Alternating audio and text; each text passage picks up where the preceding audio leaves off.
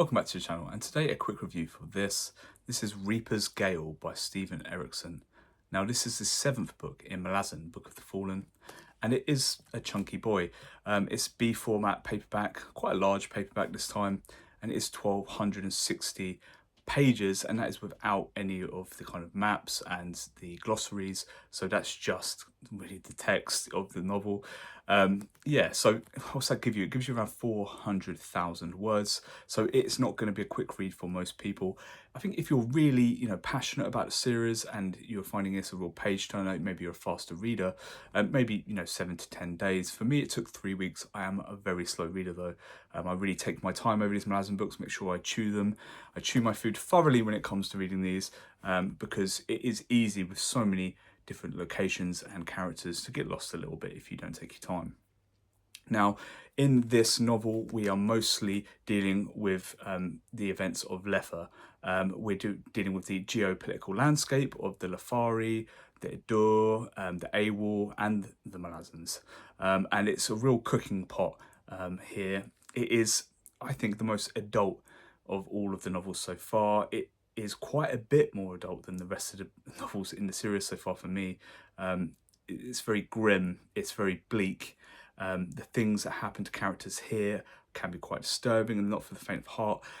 The deaths in this novel are incredibly graphic, very gruesome, and leave very little to the imagination. So there's a bit of a trigger warning there.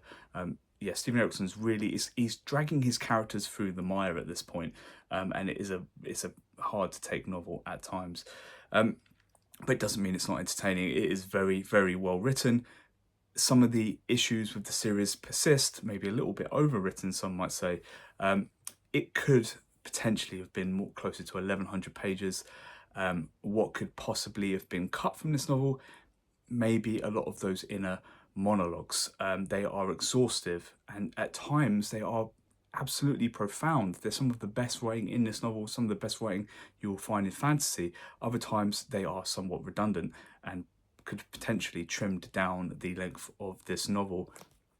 Also, do characters ever really stay dead in this series?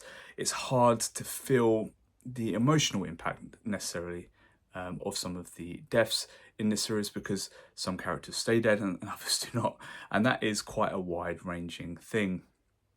But there are a lot of twists in this novel. The action has been appropriately dialed up for a 7th book in the series, and it's not going to leave you wanting for twists and for drama.